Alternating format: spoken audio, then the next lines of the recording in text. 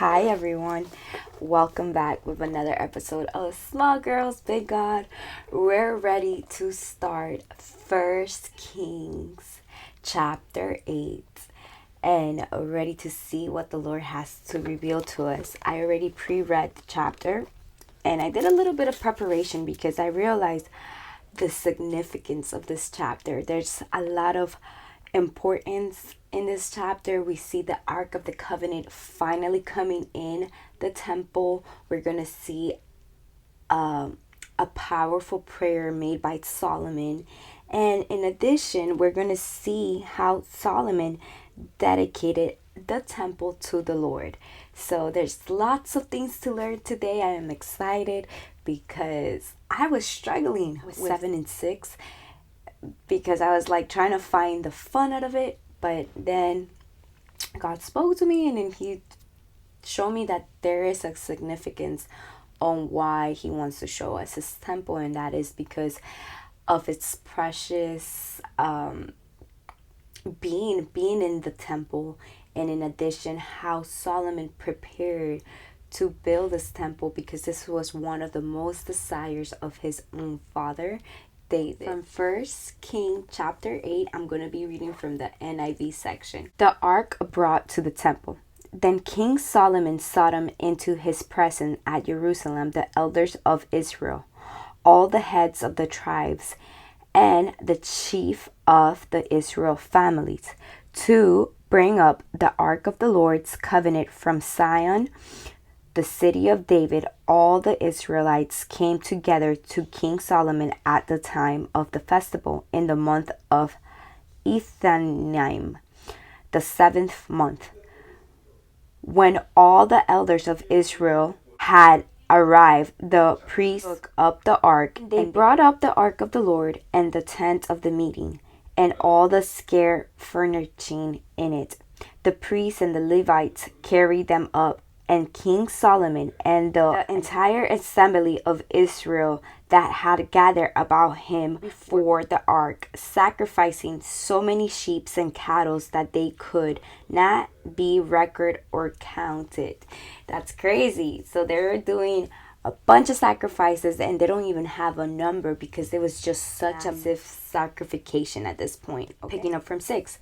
The priest then brought the ark of the Lord covenant to its palace in the inner sanctuary of the temple, the most holy place, and put it beneath the wings of the cherubims. And remember, the cherubims are those special angels that we spoke about in chapter 5, I believe. The cherubim spread their wings over the place of the ark and overshadowed the ark and its carrying poles. These poles were so long that their ends could be seen from the holy place in front of the inner sanctuary, but not from outside the holy place.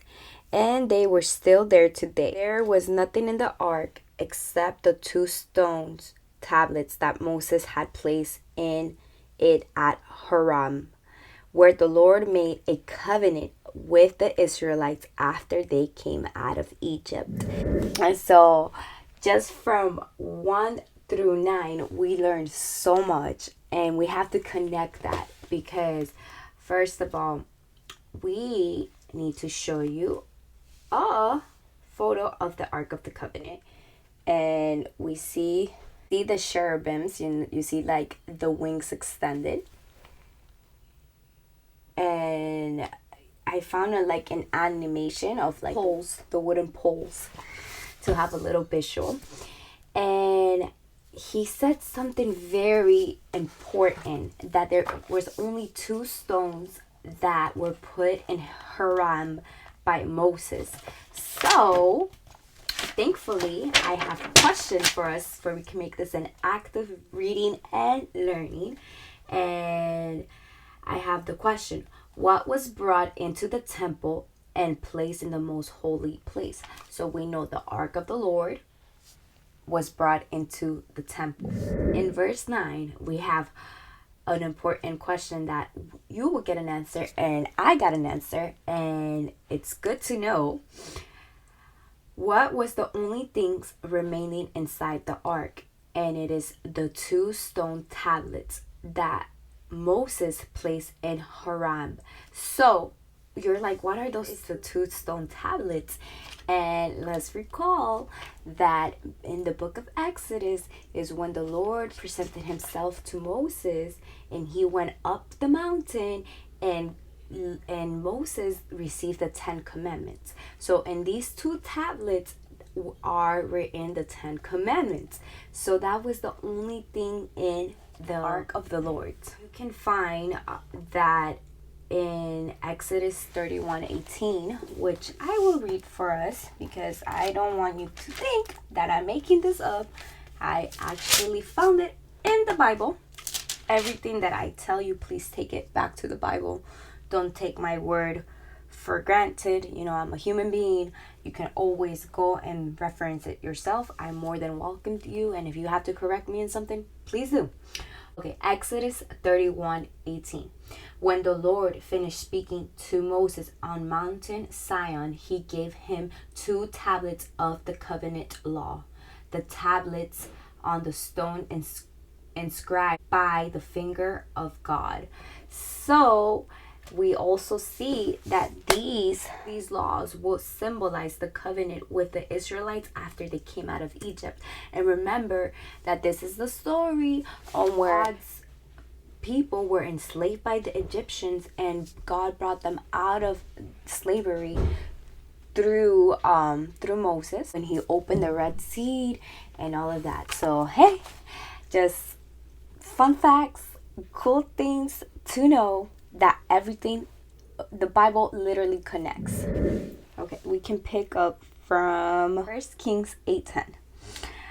When the priests withdrew from the holy place, the cloud filled the temple of the Lord, and the priests could not perform their service because of the cloud, for the glory of the Lord filled his temple. Then Solomon said, "The Lord has said that he would dwell in a dark cloud. I have indeed built a magnificent temple for you, a place for you to dwell forever." Okay, so I'm going to stop there from 10 to 13. And I have another question for us. And it says, what does 1 Kings 8:10 through 13 indicate about the presence of God at this time? So you hear the word cloud, right? And that actually symbolizes something very important, and it's kind of it is God's glory in the form of a cloud, and it filled the temple. In addition, I kind of looked this up through a YouTube video. I'm gonna link that guy. He's pretty good. He explains things like in 5 minutes. So if you don't want to listen to me, you want to listen to him, go ahead. And basically he said that the cloud is a sign of God's approval. So I was just like, all right, this is good to know, because I know I have sit before in church service, and it's kind of like where the cloud go is where the people will travel, like, and move their tents to like be in the presence of the Lord. So a lot of symbolism here, a lot of, okay, not just reading to read. If there's a word in the Bible, it's because it has meaning. And there we go. It's not just a cloud up in the sky. It is the glory of God. So good to know. So now we're going to read verse 14 through 21.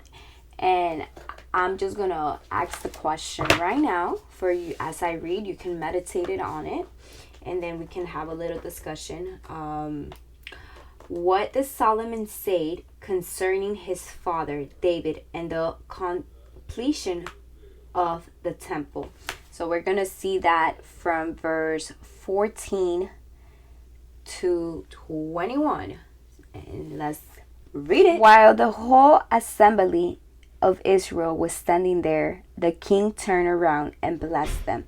Then he said, "Praise be to the Lord, the God of Israel, who with his own hand has fulfilled what he promised with his own mouth to my father David. For he said, since the day I brought my people Israel out of Egypt, I have not chosen a city in any tribe of Israel to have a temple built so that my name might be there. But I have chosen David to rule my people Israel. My father David had it in his heart to build a temple for the name of the Lord, the God of Israel. But the Lord said to my father David, you did well to have it in your heart to build a temple for my name. Nevertheless, you are not the one to build the temple, but your son, your own flesh and blood. He is the one who will build the temple for my name. The Lord has kept the promise he made. I have succeeded David, my father, and now I sit on the throne of Israel, just as the Lord promised. And I have built the temple for the name of the Lord, the God of Israel. I have provided a place there for the ark, which is the covenant of the Lord that he made with our ancestors when he brought them out of Egypt. Okay, that is a lot of contact in there. I was just reading that and I was just getting like, oh wow, look at what's going on. We see that Solomon is blessing God in front of all Israel. Why am I saying that? Because in verse 14 it literally says, while the whole assembly of Israel was standing there, the king turned around and blessed them. And then he said, praise be to the Lord, the God of Israel, who with his own hand has fulfilled what he promised with his own mouth to my father David. So that takes me immediately to say like, hey, Solomon is not ashamed of his God. Praise God for his glory is here. This cloud is like abiding in us. It's in top of us. His presence is here. And he's saying God has fulfilled his promise to me and my father. He stated, and within talking, praising God, like this was my father's most wanted desire. Yet, like, he wasn't able to do it, but God did promise him, okay, you're not going to be able to do it, but Solomon, your son, will. That's why he worshipped God the way he did. He recognized that when God came in his dream, he said, you're going to succeed your father. Like, your father was great, but you're going to even be greater. You're going to even have more success. And Solomon at this very moment from verse 14 through 21 is recognizing that. And then something that really highlighted to me was verse 21, where he said, I have provided a place there for the ark, in which is the covenant of the Lord that he made with our ancestors when he brought them out of Egypt. So once again, we are realizing the significance of the ark, what it represented. It represented the covenant God made with his people when he brought them out of slavery. So I'm going to stop this video and I'm going to do another one for section 2 and 3 of this chapter because it's kind of long and I want to like minimize these videos, but I didn't want to stop recording because I was like, okay, I need to get back in my groove. But thank you for staying tuned with another episode of Small Girls Big God. I can't wait because trust me, I am excited to read Solomon's prayer of dedication and the dedication of the temple. It's a long chapter.